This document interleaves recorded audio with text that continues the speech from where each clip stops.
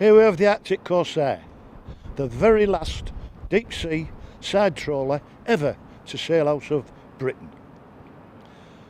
She fished all the Arctic fishing grounds from Russia in the northeast, Norwegian coast, Spitsbergen, better known to some people as Svalbard, all the way around Iceland, Greenland and occasionally the Newfoundland banks.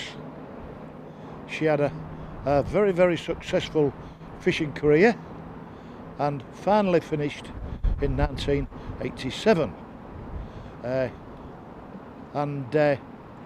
From 1999, after certain volunteers of our organisation of STAND, the Fishing Heritage Group, she was brought up to hopefully the condition that she was while she was at sea. And when you go around, when you're taken round, we like to think that this is how she was during her working life. This is the Trawl Winch, and there are 1,400 yards, that's 3/4 of a mile, I should imagine, of heavy duty wire that the trawl is towed on. The trawl itself is dragged along the seabed, and it's invariably 1/4 of a mile astern of the ship itself while it's towing along the bottom.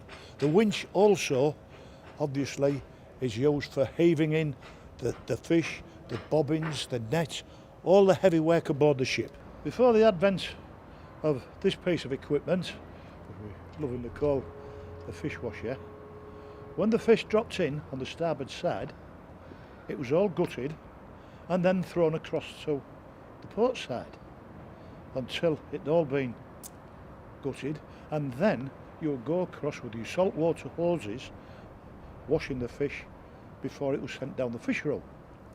But when fishing was pretty good, you didn't get time to clear that fish and get it washed for quite a while. And of course that didn't do the fish and the quality of the fish a lot of good at all. But one skipper in this firm, he thought there's a better way of doing this, and he thought of what became the fish washer, and he got the crew to make one out of wooden boards. And what it was, basically, it's an open-ended boat shape. You can use it from both ends. And inside, there are 2 jets of salt water swirling round. So, instead of throwing the fish across to wait to go down the fish row, the fish then was gutted straight away and into the washer, swirling round. The actual wriggling of the fish, because there was still wriggling then, the swirling of the water and the movements of the ship, you can say they practically washed themselves and threw themselves down the fish row. The fact remains they were washed clean and down the fish row within minutes of being gutted, and they could be packed away 10-15 minutes or something like that. So it saved time, a lot of time, which was important in looking after a perishable commodity like fish, but it also saved energy and cleanliness. The blood and the slime hadn't got time to set on the fish because it was swirled straight away. It was easier for the crew as well. One of the very, very good inventions, and it was patented and made into what you see now by the trawler company, patented and used all over the world. This is the crew's washroom, bathroom, and as you can see, by 1960 things had improved greatly, and the very fact of having not unlimited fresh water, but enough for to get a shower now and again in proper conditions. Previous to this design, this area was normally the site of the cod liver oil plant, where the cod livers were rendered down at sea, ready to be taken ashore as cod liver oil. The fact of having running water was a real innovation. Previous to that, all my previous years at sea, it had to be pumped by hand. As you can see now, we're in what was then the modern age, and this was the boiler that the water was heated up in. Just one little thing, although this ship, as I say, was state of the art, one thing was, that is the outside of the ship, and in the severe freezing conditions that worked in them, due to maybe the condensation in here, there would be a coating of ice inside. So you didn't spend too long getting a shower. This is the crow's mess deck. There was only the skipper and 4 other officers used the officers' saloon. This is where the crew had all their meals. And during fishing operations, once you started fishing, fish obviously took a greater part of your diet. Lunchtime you would have the same as any other shipboard meal, soup, main course and afters. But the evening meal, you would have maybe a cow pie, meat and tatty pie, stew, anything else, but also fried fish again. And then 8 o'clock-ish at night, when the cook was finishing, he would leave out some corned beef, a big wedge of cheese, and all the cold fried fish that was left over from the evening meal, which you would use for sandwiches, which would take you up to 7 o'clock breakfast the next morning. Fish 3 times a day was the norm once you started fishing. And basically your cooks were good, basic, ordinary cooks. Plenty of food, nothing fancy, but adequate. Now here, this is the officer's saloon. There was a skipper, the mate, the boatswain, chief and second engineers, and the wireless operator. They would eat in here, but they'll get exactly the same food as the rest of the crew, and that includes fish 3 times a day. Of course, it's got that little bit more comfort, which normally goes with promotion. This is the ship's galley, where all food was cooked. And one of the main things, especially in a trawler's galley, a cook would never ever more than half fill a kettle, teapot, pan on the stove, which is common sense when the ship's rolling and jumping about. It would be called 5 o'clock in the morning, all ready to have the breakfast on the table for 7. 3 meals a day, by the way, and always 2 sittings, because you would always have some crew working. This was an essential part, the fish pan. Personally speaking, I could always eat 4 or 5 pieces of fish a day, a meal rather, and then when you get a crew of 20, you need quite a large pan for that. But this is a very large galley compared to previous designs, hence the handhold here in the middle. All these tools, by the way, and everything you see on the ship for that matter, has been donated by companies, firms, what have you. Everything is being donated. So with a lot of help in that respect to make the ship and the galley as it is now, as it was then. Right, here we are in the engine room. The powerhouse, very powerful 1800 horsepower diesel engine. The only thing I can mainly tell you about the engine room is the same as any other ship. Everything is colour coded, and if you see pipes or pumps painted pale blue, fresh water. If they're painted green, seawater, salt water. And any pipes, tanks, etc. that are painted brown is some kind of oil, whether it's fuel oil or lubricating oil. And of course, red is your fire hoses. Very, very noisy, and once the ship set sail, that engine never stopped for 24 hours a day until you got back in the dock. And they were so much more noisier than steam-driven ships, and consequently some of the engineers in later years had problems with the hearing, because then, even in 1960, there was no such thing as earpads, earmuffs. This department wasn't mine, but you can see she's such a powerhouse. Right, a powerful 6-cylinder engine, and just to give you an idea, here is a motor car's cylinder head. This is one of these cylinder heads. You can see where the 1800 horsepower comes in.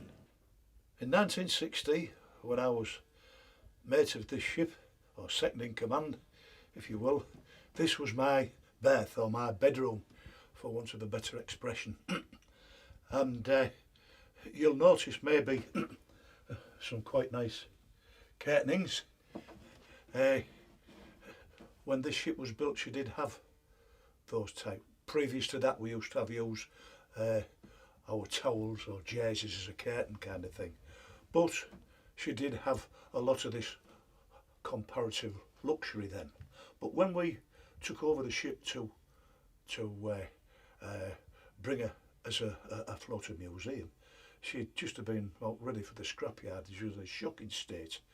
But luckily, among other things, a few weeks before we opened the ship up, a gentleman came and said, "Can I have a look round?" I said, "Certainly."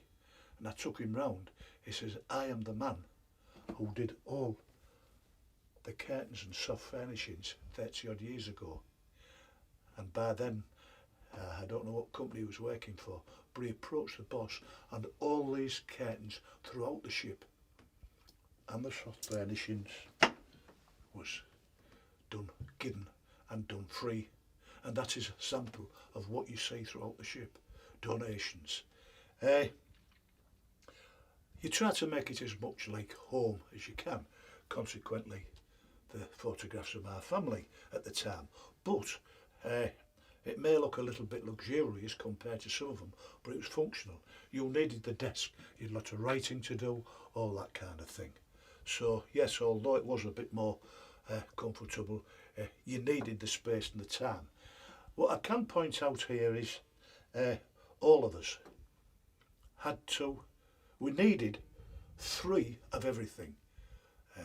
Boots, jerseys, frocks, mittens, cotton gutting gloves, knives to gut the fish with, and we had to buy our own bedding as well. And where do we buy it from? The company stores. So they were the first people to pay back when we landed. Right, seeing as we spent over 300 days a year away from home, our family was very, very important, family life, what little bit there was of it. And invariably a fisherman's wife was both mother and father to our children. Like my wife here. These photographs are, well, 50, she was 12 and she was 6 then. She's 60 now and 54. A long, long while ago. But things like this kept us that little bit in touch with home. And telegrams between them, backwards and forwards. As time went on, and especially when VHF wireless came into being, the skipper and the mate at least, we were lucky enough to be able to have telephone calls, even 2,000 miles away, with home. So that made things what could you say, bearable. You're so far away from home, and then again, you pick up a telephone like that, it was just a job. Right, now we're in the captain's day room, sitting room, office, whichever way you like to look at it, and you'll see obviously the decor and furnishings are that much better. Well, that always goes with promotion, doesn't it? But I must point out, yes, it is very nice, but it's functional. Apart from anything else, this would be the place where he would meet ship's agents, the customs, immigration, the owners, or any other what you'd like to call dignitaries or important people that would or maybe could come aboard. But this was his office as well. It would also be where he would meet with his heads of departments, especially on steaming off to the fishing grounds. He'd have the mate, the chief engineer and the boatswain sat in here and have a discussion about where they're going and what was required of them. Mr. Mate, I'm going so and so, I want my trawl like this, with describing. Chief, will be so and so steering, so many miles, so many days, all that, whatever it was required of the engine room. And the boatswain would also come in on these conversations as well, because part of the time he was doing the mate's job, because once you started fishing, you couldn't stay up 24 hours a day. We worked 18-hour shifts, and part of that shift there'd be one officer, or maybe even the skipper, having a sleep. So if the skipper was having a sleep, the mate would be doing his job. So while the mate was doing his job, the boatswain was doing the mate's, and then someone else would have to do the boatswain's job. So they had to work very, very close as far as the positions as well. This would also be where the skipper did quite a lot of his writing, and as you can see on the table, his code books, his own personal books and information that he's collected on the fishing grounds, the grounds he's going to work, and also other official business with the office. But as I say, this was quite comfortable, and with all due respect, you do expect to just get that bit better accommodation once you get into the boss's office, if you will.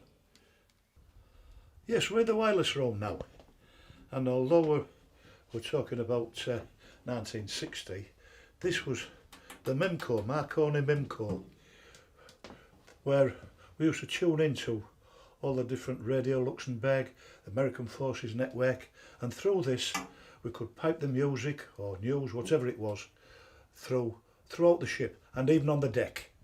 So I just mentioned that as an added bonus for us before I go on to the rest of the wireless room. Right, the wireless room as such, in today's world there are no such things as wireless rooms. It's all done on computer. But in 1960, when this ship was new, to send and receive messages required quite an intricate, I suppose, procedure. And first of all, he had to tune in all these different red and blue notches, and to plug in what they call a crystal of whichever station you wanted. Okay, it's set up there. Then he has to tune in to a receiver on the frequency that he's got in, and also another frequency for his receiver. And in those days then, you still had dot dash. That was finished, what, 5 or 6 years ago, I believe, with modern technology. But in the earlier days,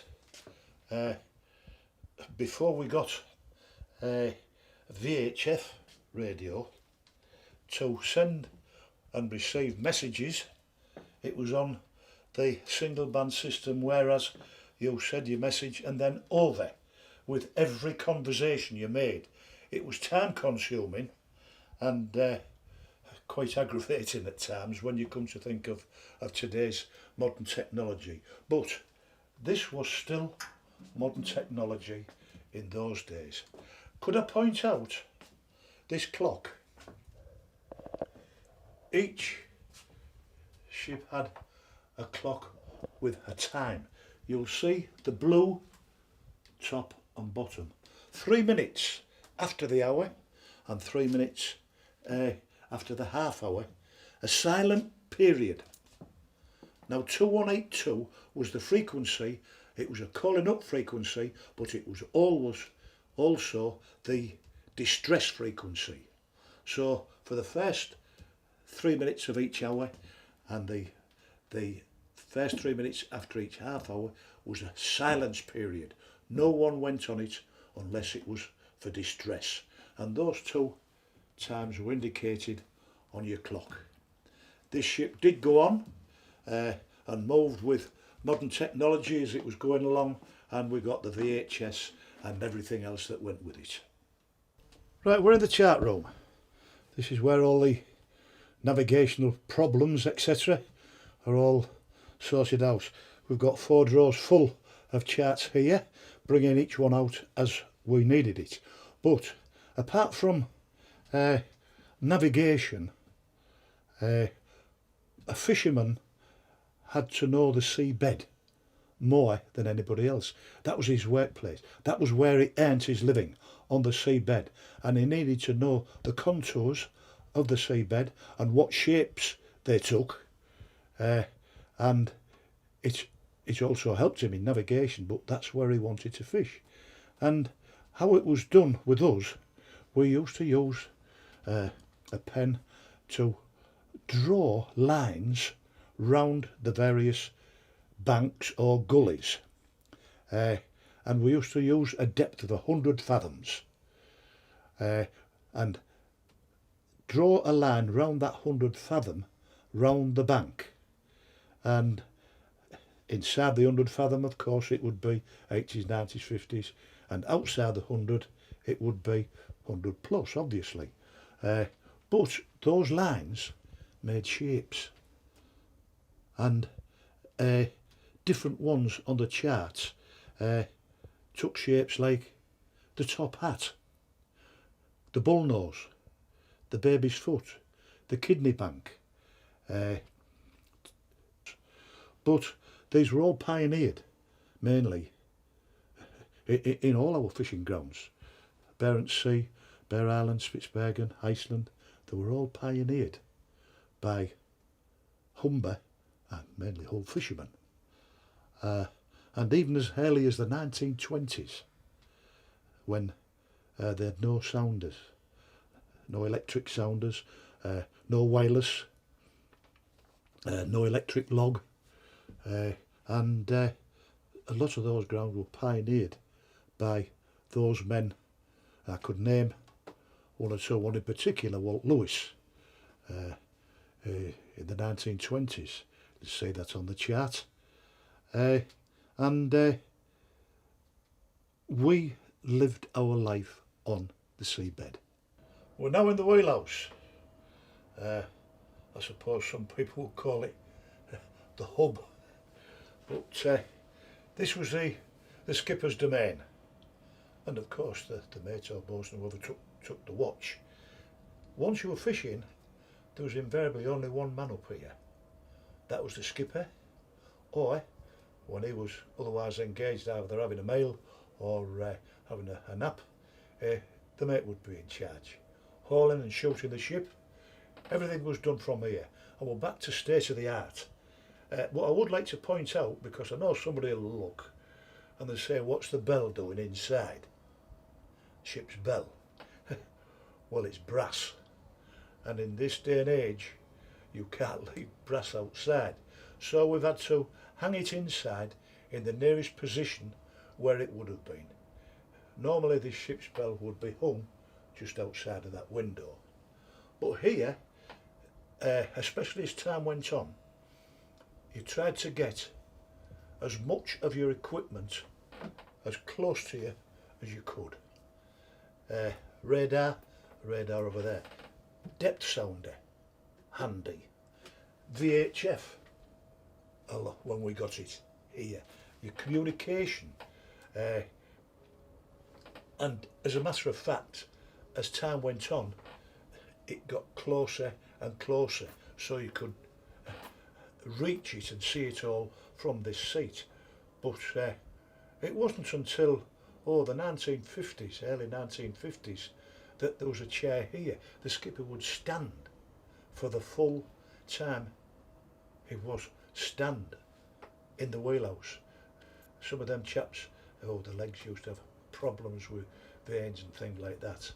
But progress was a wee bit slow in the fishing industry. But it did get along a lot better, and when it comes to on deck, a lot of those inventions were done by the men themselves. This is the electronic depth sounder. I'll start depth sounder because originally, when we started to get paper sounders, all you got was a line which donated the seabed. But as technology moved, we started to see the smudges. I wondered what it was, and when the penny dropped, we realised it was fish. And of course, they progressed from there. But a side trawler could not catch fish more than 12 foot off the seabed. That's the highest he could get the mouth of his trawl.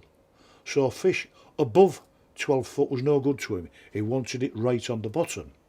So these are fish marks, bags of fish, but it was no good, it was too far off. This one, yes, plenty of fish. And this was one of the best innovations we've had. The other one was shackling up the radar with a gyro compass. A gyro compass and the radar was the finest thing that we could use in fog. Brilliant, absolutely. And of course the master gyro is down below, and the compass you see here is a repeater, but we still had magnetic compasses as well, just in case, because as it speaks for itself, a gyro is an electrical piece of equipment, and electrics can go wrong. Very severe icing conditions. I have seen ships like this, and this one in particular, all these bridge windows iced up solid, except for the two clear views. Electric motor turning it round all the time. It was also handy, these, for head to wind with a lot of spray coming in, but that was the only way you could see out the bridge windows. Ice was a very one of the biggest problems. And another thing, not ice as well, but on a radar, fog, no big deal, not being clever, but it was part of the job, and you went along. But when you've got a lot of heavy snow,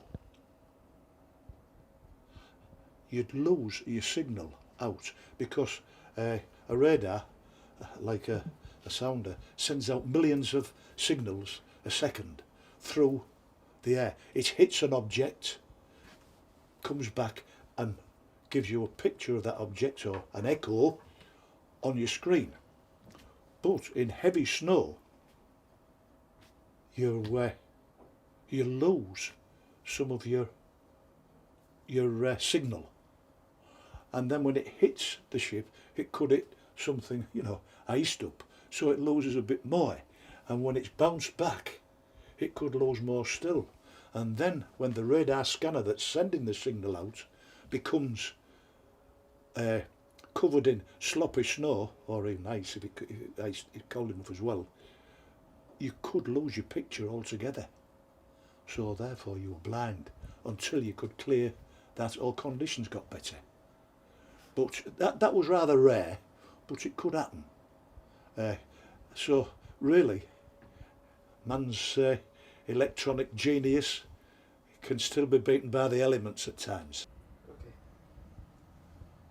Right, before the advent of the cell log, or to put it in your words, a speedometer, we used to use a taffrail log, and what it was, this clock was screwed onto the very after end of the ship, and it would have a line from here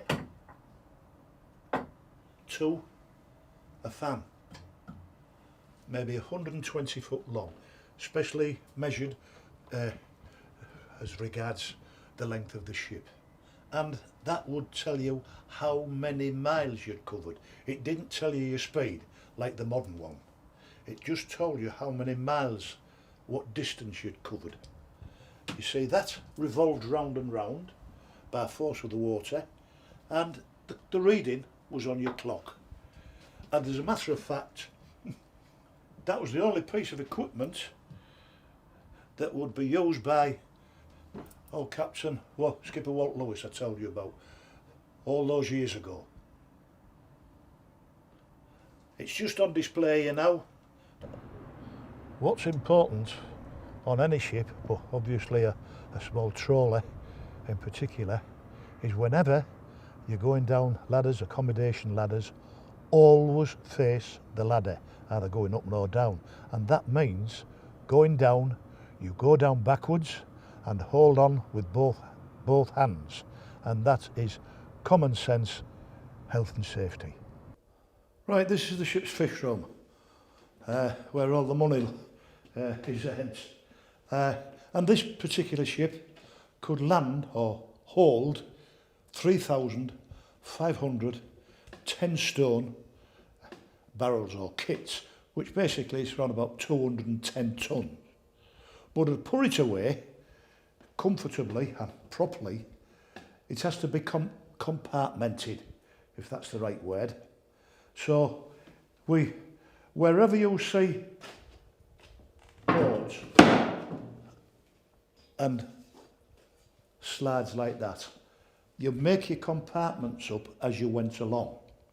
And these lugs here were where you put battens in, so you could make a shelf.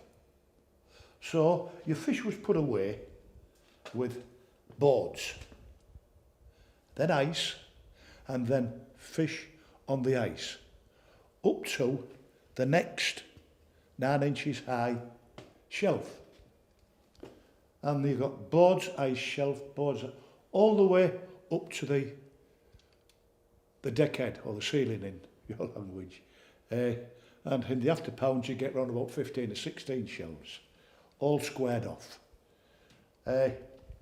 And you hadn't got no weight resting on them. That was the important part. And it allowed for the melting ice or slab or anything to permeate through and run away through the bottoms. This ship, especially summertime, would take on board anywhere from 100 to maybe 120 tonnes of crushed ice that had been manufactured ashore. But by the time we come to actually use it, it had set quite hard at times, so it required chopping with an axe and smashing up small again.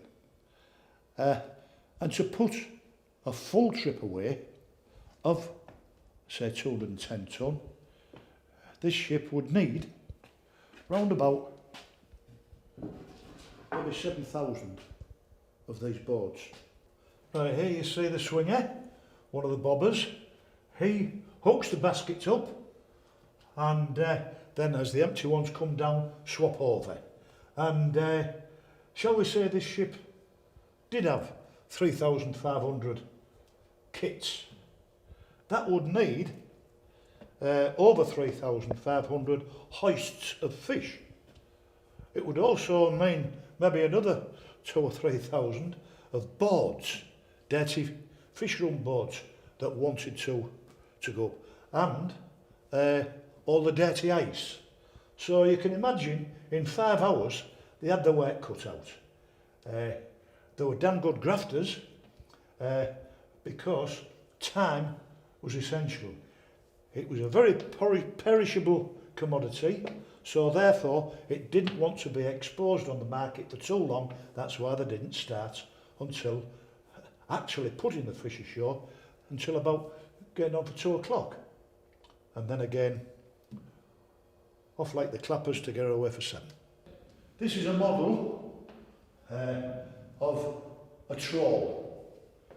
Incidentally, it was made at sea by a very good friend of mine, as it gives you a good idea of what the trawl is like. It's like a huge stocking, getting smaller and smaller. And these, as you see maybe, are models of the bobbins that roll along the ocean floor. The trawl in this type of ship was usually getting on for the length of the ship. Ship's 209 foot long, the trawl will be about 180 or maybe more or less, depending on what the skipper wanted, in as much as which ground it was going to. So he could lengthen or shorten the length to his own particular liking or wants. Right, this is just a few of the tools of the trade. One of the things, this is what he made the next week, a braiding needle. And you mended them. You put your twine on these and made the masses as you went along. The net hook, we never used them for many years after late 50s, when we got more better hauling and shooting equipment. But they were to pull back or to hang up your net while you were mending. A large crocodile spanner speaks for itself, teeth. So that one spanner could undo 7 or 8 different size chattels. Slip hook speaks for itself, small crocodiles. A fin, don't look, somebody's pinched that. Wait. A fin. It's used for splicing very large ropes, and invariably they're made of a lignum vitae, very, very,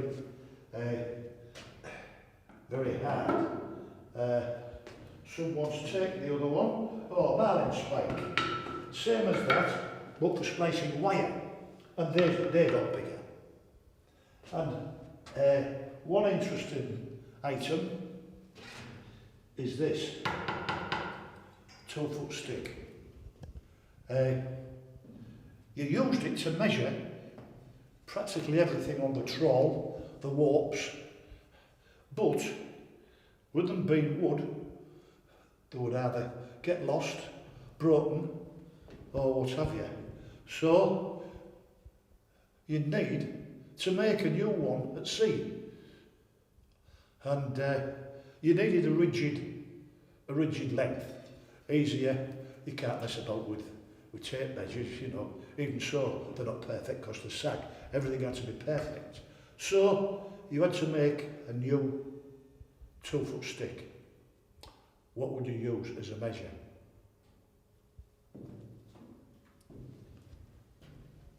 Halfpenny. Exactly 1 inch.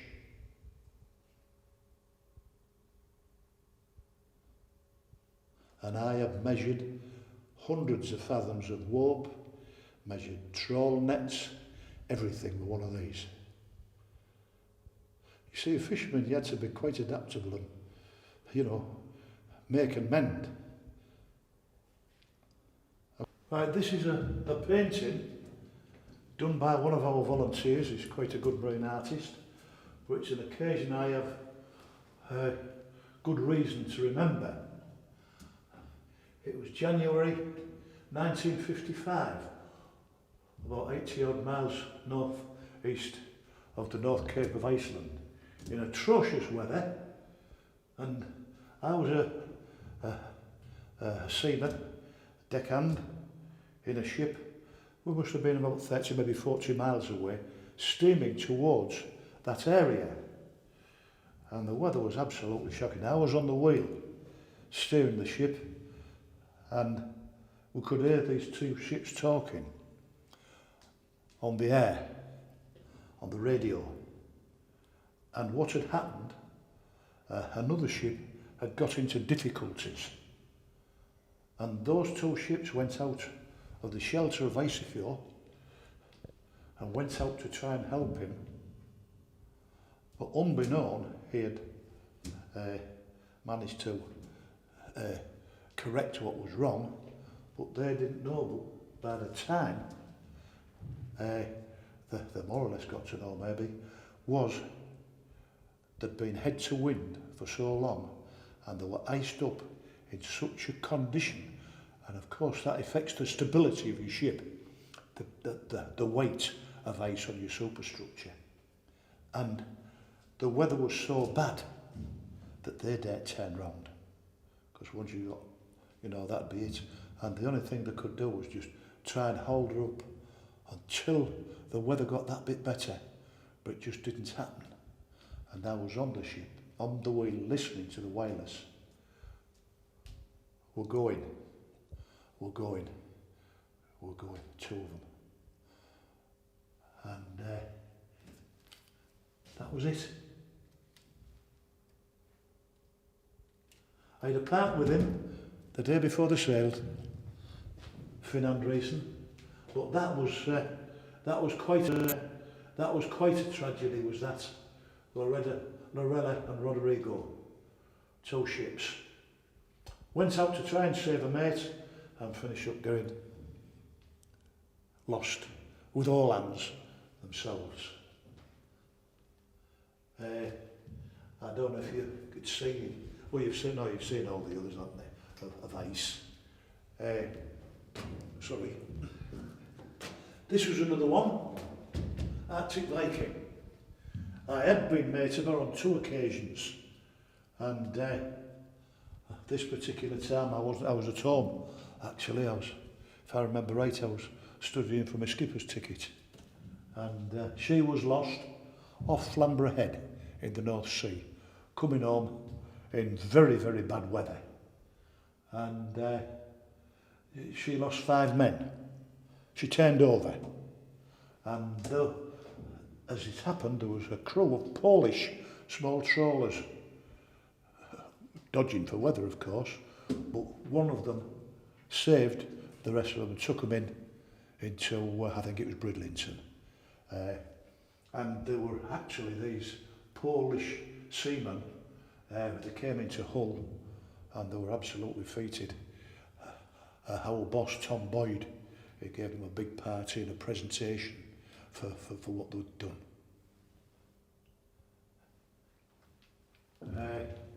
Well, there's your 3 ships, triple trawlers. You've got all the business about them, haven't you? Yeah. Good trip. The whole industry was like a roller coaster. Good trip, bad trip. Lots of fish, no fish. Good weather, bad weather. No money, lots of money. Not enough time at home. Too much time at home. He was out of his ship. And it all went with the fishing. And this one particular trip of mine, I had fished all the way around Iceland for 11 days. And all I had was 1,100 kit and 1 day left. I needed 2,000. I thought, where we're going to go. This is where a skipper's job really, it's more mental.